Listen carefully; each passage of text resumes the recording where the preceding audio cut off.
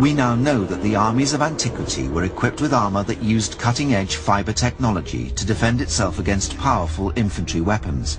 But there's more. Another recent discovery points to the ancients being well versed in other advanced technologies. A discovery in 1960 would confirm the true sophistication of ancient Greek metallurgy in weaponry. This rare footage shows an extraordinary find near Mycenae in mainland Greece. Archaeologists uncovered this incredibly well-preserved armor that protected warriors over 3,000 years ago. This highly advanced suit of armor is known as the Dendra panoply. Even today, it rivals modern armament design. Originally, it would have had a helmet, shoulder guards, bodyguard, thigh guards. It would have been incredibly difficult to use. Very heavy, hard to move around. The Dendra panoply weighed about 35 pounds and consisted of 15 separate bronze sheets. The armour used by Homeric heroes was probably quite effective. The Dendra panoply indicates the power, the strength of this protective equipment. For maximum protection, the bronze sheets were designed to overlap. They were clamped together by super-strong fibers sewn through holes as small as 2 millimeters in diameter. But how successful would the armor be against the deadly barrage of the Trojans?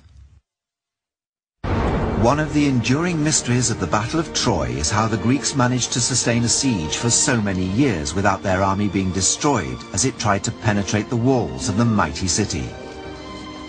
In 1960, a remarkable archaeological find caused many to rethink their perception of the body armor that existed at the time of the Trojan War.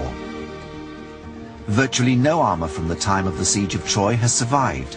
However, excavations by Swedish archaeologists of a chamber tomb at Dendra in Greece uncovered an amazingly well-preserved suit of bronze armor.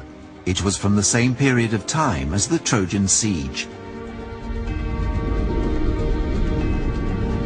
During the Trojan War, the main weapon used when firing from a distance was the bow and arrow. But was the Dendra panoply able to protect a warrior from an archer's bow? A champion archer was pitted against the Mycenae armor, and the results filmed in ultra-slow motion.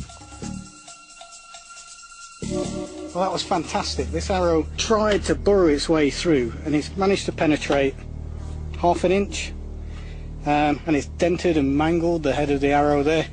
Would have shocked him, but it wouldn't have hurt the man at all.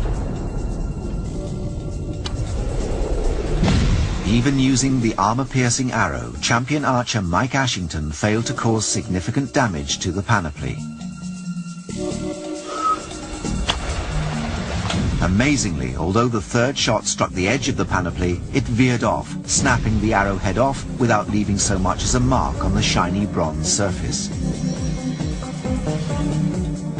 Another shot finds its target right on the heart, but yet again the arrow fails to do more than puncture the outer layer of the armor plate. There's no way this guy's been hurt. He's been shocked, he's been terrified, but he's not hurt. He's still living to fight another day. But what would it have been like to have worn this type of armor? It would have been incredibly difficult to use. Very heavy, hard to move around. Most fighting happens in the summer, when the temperatures are over 100.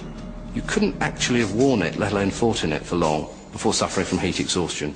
The warriors who would use it would be chariot-borne. They wouldn't actually have to walk or run around much.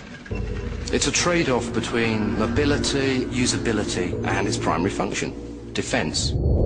The original helmet was made from boar's tusks. This confirms the Homeric tradition of warriors constructing their helmets from hunting trophies. This replica is made with bone sewn onto a leather cap using linen thread or sinew. It's both malleable and very protective. Despite using a leaf head arrow, which was able to cleave one of the bone plates in two, the armor flexed, absorbing the force of the shot. Even at point-blank range, the warrior would have survived. Yes! Of course, this is the vulnerable part of this sort of armour. He managed to find the gap. It's gone through, broken the edge of the plate, through the leather lining. That really is a bad day.